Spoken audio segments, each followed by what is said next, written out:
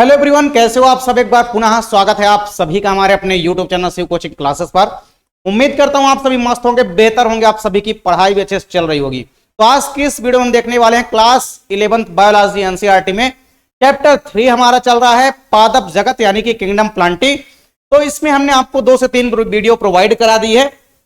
अभी तक यदि आप नहीं देखे हैं तो आप प्ले लिस्ट में जाकर के देख सकते हैं। आज की इस वीडियो में हम देखेंगे ब्रायोफाइट्स क्या होते हैं, ठीक है, और ब्रायोफाइट्स के कौन कौन से आर्थिक लक्षण होते हैं, या ब्रायोफाइट्स के कौन कौन से सामान्य लक्षण हैं, और ब्रायोफाइट्स के कौन कौन से आर्थिक महत्व हैं, और ब्रायोफाइट्स का पूरा क्लासिफिकेशन यानी कि वर्गीकरण समझने वाले हैं। चलिए बात करते हैं ब्रायोफाइटा की। तो ब्रायोफाइटा की अगर हम बात करते हैं तो आपको सिंपल सी बात याद रखना है कि ब्रायोफाइट्स जो है असंवहनीय पादप होते हैं। असंवहनीय पादप का मतलब होता है कि ब्रायोफाइटा भी कैसे पादप हैं, ऐसे पादप हैं जिनमें जाइलम और फ्लोएम अब्सेंट होता है। क्या होता है? अब्सेंट होते हैं। जैसे आपने शैवाल में देखा था, शैवाल में आपने देखा था कि जाइलम व फ्लोएम अनुपस्थित होते हैं, उसी प्रकार से ब्रायोफाइटा भी असंवहनीय पादप हैं, मतलब इनमें भी जाइलम व फ्लोएम देखने को नहीं मिला। और इनकी जो बॉडी होती है वो कैसी होती है? थैलस रूपी होती है। बॉडी थैलस रूपी है, इसका मतलब क्या है? बॉडी थैलस रूपी इसका मतलब क्या है कि अगर आप किसी भी ब्रायोफाइट्स की संरचना को देखेंगे तो उसमें स्पष्ट रूप से आप जड़ तना तथा पत्ती, ठीक है, जड़ तना तथा पत्ती, इनमें आप लोग अंतर नहीं कर सकते हैं, ठीक है। अगर आप किसी भी ब्रायोफाइटा की संरचना को देखेंगे तो आप उनमें स्पष्ट रूप से जड़ तना तथा पत्ती में उसको विभेद नहीं कर सकते हैं, यानी आसानी से आप जड़ तना और पत्ती इसमें नहीं देखने को मिलेगा आपको, ठीक है।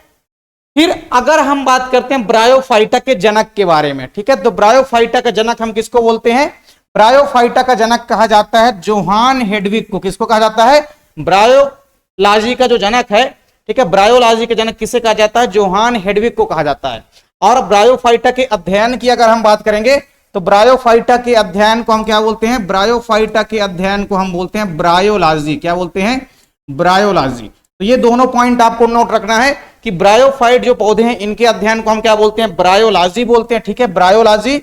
और जो ब्रायोलॉजी के जनक हैं वो है जोहान हेडविग। कौन है? Johann Hedwig. और अगर बात करते हैं भारतीय ब्रायोलॉजी के जनक, किसकी बात करते हैं?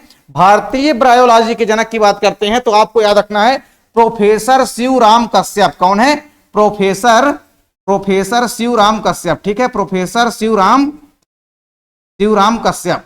तो प्रोफेसर शिवराम कश्यप को हम क्या कहते हैं? भारतीय ब्रायोलॉजी का जनक कहते हैं। तो ये बेसिक से फंडामेंटल आपको याद रखना है कि ब्रायोफाइट्स जो है असंवहनीय पादप होते हैं, यानी जाइलम और फ्लोएम इनमें एब्सेंट होता है। इनकी बॉडी थैलस रूपी होती है, यानी जड़ तना और पत्ती में विभेदित नहीं होती है। ब्रायोफाइटा का अध्ययन क्या कहलाता है? ब्रायोलॉजी कहलाता है। ब्रायोलॉजी के जनक जोहान हेडविग को कहा जाता है। और भारतीय ब्रायोलॉजी के जनक किसे कहा जाता है? भारतीय ब्रायोलॉजी के जनक कहा जाता है किसे? भारतीय ब्रायोलॉजी के जनक किसे कहा जाता है? प्रोफेसर शिवराम कश्यप को। किसको कहा जाता है? प्रोफेसर शिवराम कश्यप को कहा जाता है, ठीक है। ये पॉइंट आपको नोट कर लेना है। चलिए स्क्रीनशॉट आप लोग जल्दी से ले लीजिए।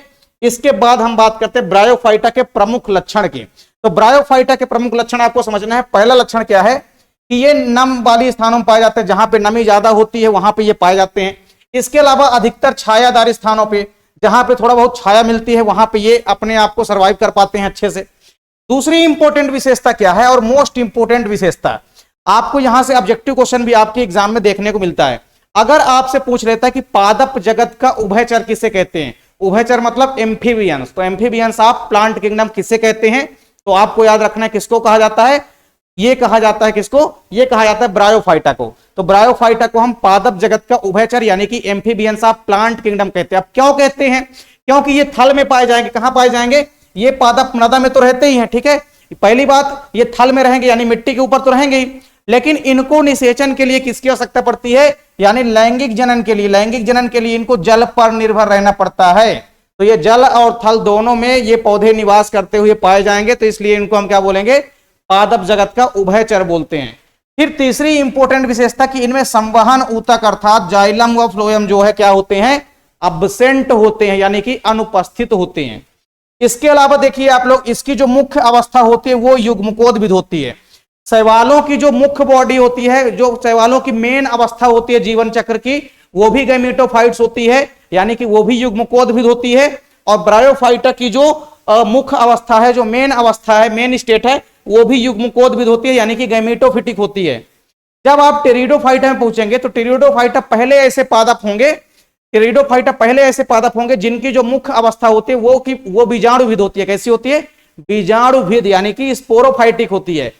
तो शैवाल और ब्रायोफाइटा दोनों के लिए एक विशेषता कॉमन याद रखना है कि इनके जीवन चक्र की जो मुख्य अवस्था होती है वो कैसी होती है? युग्मकोद्भिद होती है, यानी कि गैमेटोफिटिक होती है। ठीक, तथा जो बीजाणुविद होता है ये युग्मकोद्भिद पर उत्पन्न होता है। यहां पे गैमेटोफिटिक और स्पोरोफिटिक का मतलब क्या है?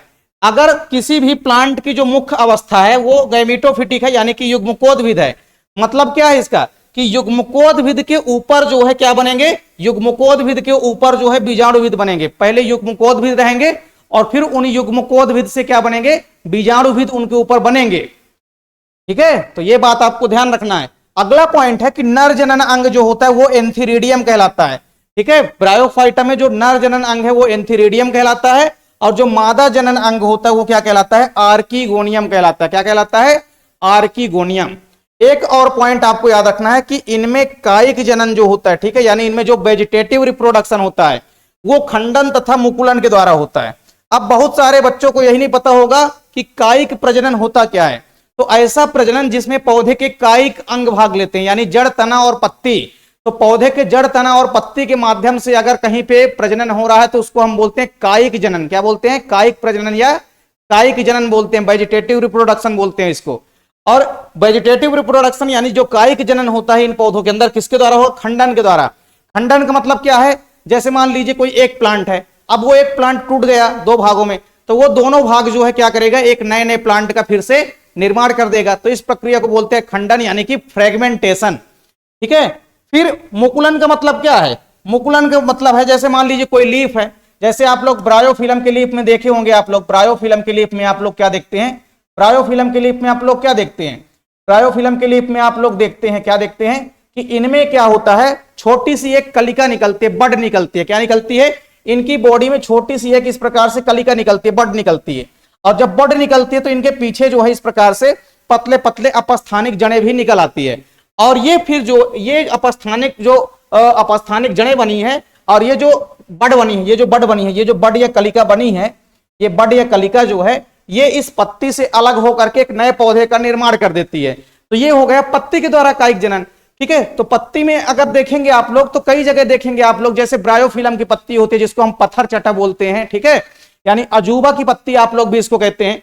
तो अजूबा की पत्ती में आप लोगों को मुकुलन के द्वारा जो है कायिक प्रजनन देखने को मिलता है।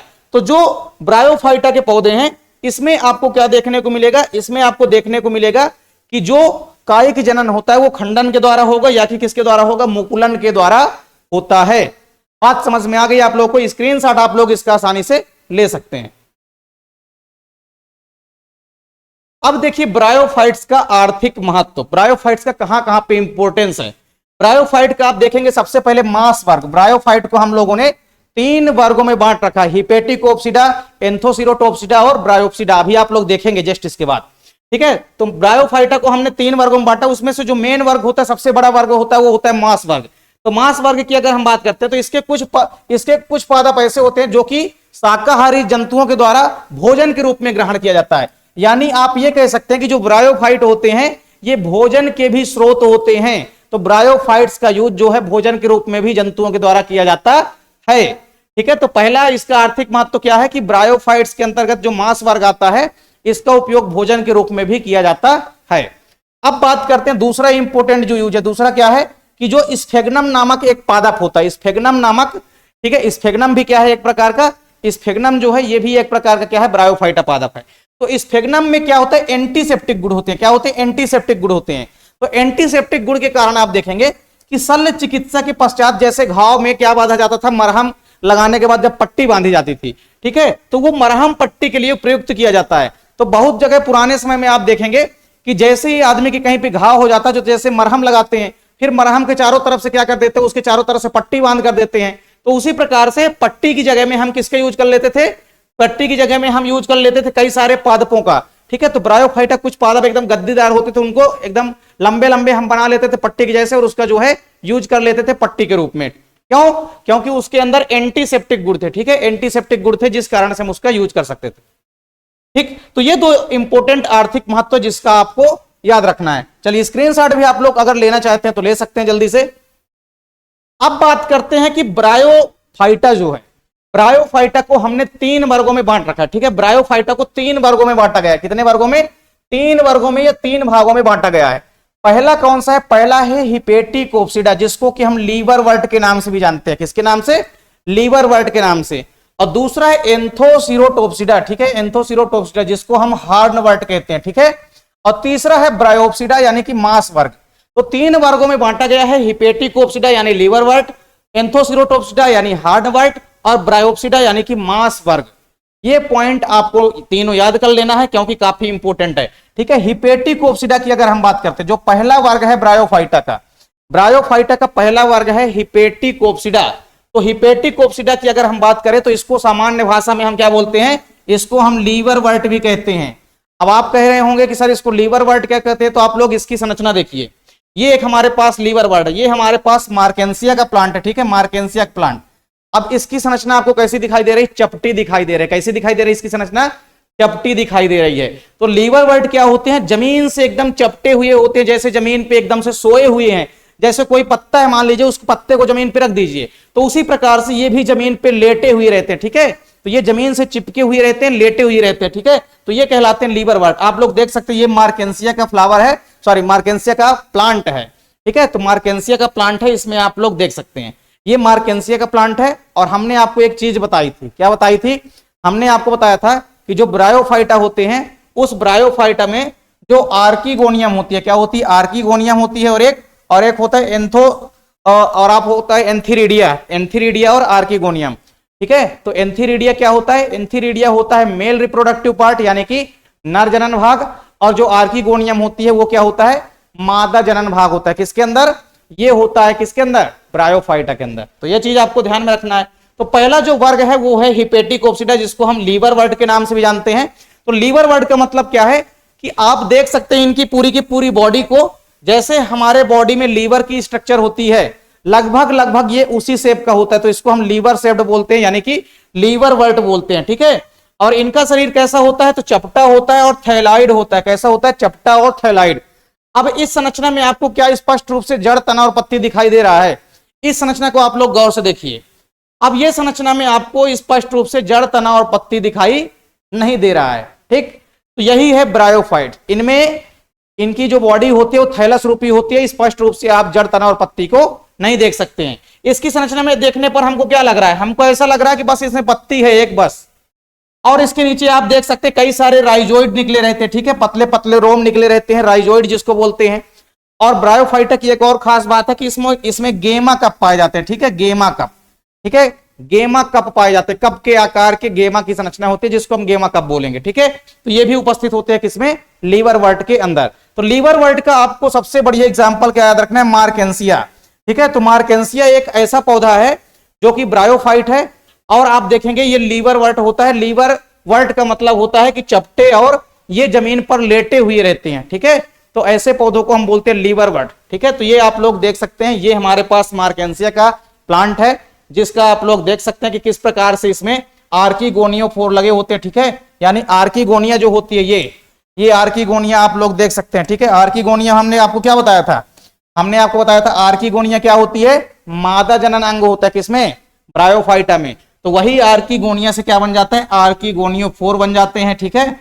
और जो एंथीरिडिया होता है, एंथीरिडियस बन जाता है, एंथीरिडियोफोर बन जाते हैं, ठीक है। तो ये पॉइंट आपको ध्यान में रखना है।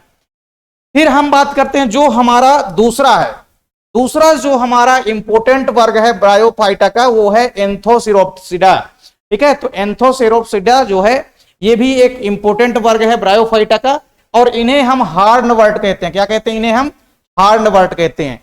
आप लोग एक एग्जाम्पल याद रखेंगे, एंथोसिरास। क्या याद रखेंगे आप लोग? एंथोसिरास। तो एंथोसिरास जो है एक ऐसा पौधा है, ठीक है, एंथोसिरास। एंथोसिरास भैया एक ऐसा पौधा है जिसकी संरचना अगर आप लोग देखेंगे तो आप लोगों को क्या देखने को मिल रहा है कि इनकी बॉडी में जैसे किसी भी गाय की या किसी भी बैल की, आप किसी मवेशी की सींग देखते हैं ना, हार्न देखते हैं। हार्न मतलब क्या होता है? सींग। तो हार्नवर्ट का मतलब क्या है? कि अगर सींग के जैसे नुकीले नुकीले अगर इसके पौधे खड़े हुए हैं तो इसको हम बोलते हैं हार्नवर्ट। देख सकते हैं आप लोग कैसे एकदम जैसे सींग होती है, ठीक है, किसी भी एनिमल्स की जैसे सींग होती है उस सींग के जैसी ही इनकी संरचना है, ठीक है, एकदम से नुकीले नुकीले ऊपर की ओर निकले हुए हैं, इसमें बहुत सारे स्टेम लाइक संरचना जो है निकली हुई है, ठीक है। तो ये कहलाते हैं भैया हार्नवर्ट। और इनका जो बॉडी होता है, हमने आपको पहले बताया कि इनकी बॉडी में सींग जैसी आकृति का होता है। कैसा होता है? सींग जैसी आकृति का होता है। तो हार्न मतलब होता भी है क्या? हार्न मतलब होता है सींग।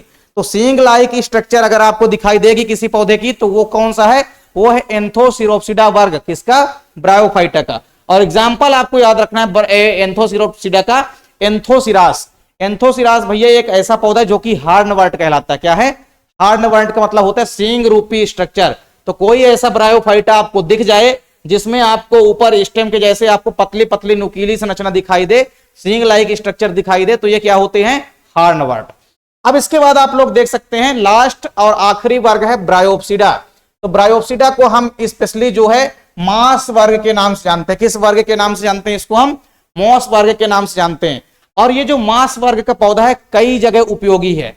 हमने आपको क्या बताया कि जैसे मास वर्ग का पौधा होता है, एक एग्जाम्पल हमने आपको इसके पहले भी बताया था, स्फेग्नम। तो स्फेग्नम का उपयोग एंटीसेप्टिक गुण के कारण हम मरहम के चारों ओर पट्टी बांधने के लिए करते हैं, ठीक है। तो ये स्फेग्नम हो गया और फ्यूनेरिया हो गया। तो स्फेग्नम हो गया, फ्यूनेरिया हो गया, ये सब क्या होते हैं? मॉसेस होते हैं, मॉसेस में आते हैं। तो ये जो मॉस वर्ग के पादप हैं ये सबसे बड़ा वर्ग माना जाता है, ठीक है। जो ब्रायोफाइटा के वर्ग हैं उनमें सबसे बड़ा वर्ग माना जाता है मॉसेस वर्ग, ठीक है। तो मॉसेस वर्ग में आप देख सकते हैं इस प्रकार की संरचना होती है। जैसे आपके घरों में जगह जगह पे काई निकल आती है। क्या निकल आती है? जहां पे पानी पड़ता रहता है बार बार और छाया रहता है वहां पे हरे रंग की काई निकल आती है घर में। क्या निकल आती है? काई। तो हरे रंग की जैसे घर में काई निकल आती है वैसे ही आप लोगों को क्या दिखाई दे रहा है? वैसे ही आप लोगों को इनकी क्या दिखाई देगी? वैसे ही आप लोगों को इनकी स्ट्रक्चर जो है दिखाई देगी। ये आप लोग देख सकते हैं इनकी स्ट्रक्चर, ठीक है। तो इस प्रकार से आपको दिखाई देगा क्या? इस प्रकार से आपको दिखाई देगा इनकी संरचना जो है आपको इस प्रकार से दिखाई देगी, ठीक। ये तो आप लोगों को याद रखना है कि जो मॉसेस है ये ब्रायोफाइटा का सबसे बड़ा वर्ग है।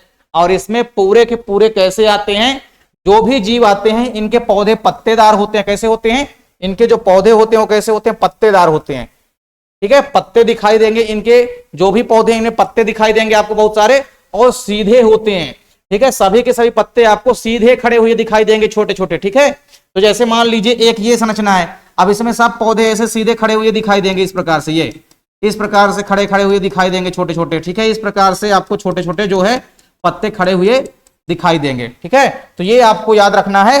जो ब्रायोप्सिडा होते हैं मॉसेस वर्ग के अंतर्गत चपटे हुए, और चपटे के साथ साथ जो पत्तेदार होते हैं, पत्ते लाइक स्ट्रक्चर, और जो सीधे होते हैं मतलब एकदम से सीधे खड़े हुए होते हैं पौधे, वो सभी आते हैं मॉसेस वर्ग में, ठीक है। तो एग्जाम्पल आपको याद रखना है फ्यूनेरिया और स्फेग्नम, ये दोनों सबसे बढ़िया एग्जाम्पल है किसके? ब्रायोफाइटा के। तो ब्रायोफाइटा को 3 वर्गों में बांटा गया। कितने वर्गों में बांटा गया ब्रायोफाइटा को? ब्रायोफाइटा को 3 वर्गों में बांटा गया है। कौन कौन से वर्ग हैं?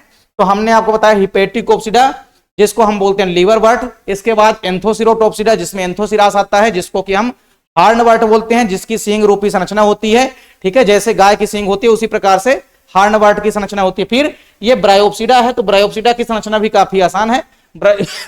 ब्रायोप्सिडा का मतलब क्या है? कि पत्तेदार हों, पौधे जो हैं पत्तेदार हों और साथ ही साथ सीधे खड़े हुए हों, तो वो क्या है? मॉसेस हैं, ठीक है। और मॉसेस वर्ग का काफी सारा यूज होता है, ये भी आप लोगों ने देख लिया है।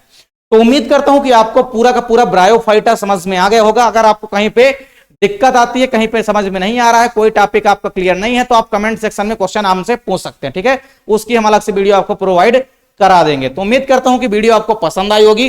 वीडियो अच्छी लगे तो आप लोग लाइक कमेंट जरूर किया करें, जो कि आप लोग नहीं करते हैं, ठीक है। तो वीडियो अगर आपको अच्छी लगे तो आप लोग लाइक कमेंट जरूर किया करें। साथ ही साथ अपने दोस्तों के बीच भी आप लोग ज्यादा से ज्यादा वीडियो को शेयर करें। और अगर आप लोग अभी तक चैनल को सब्सक्राइब नहीं किए हैं तो चैनल को जल्दी से आप लोग सब्सक्राइब कर लीजिए। मिलते हैं आप लोगों से नेक्स्ट वीडियो में, तब तक के लिए जय हिंद, वंदे मातरम।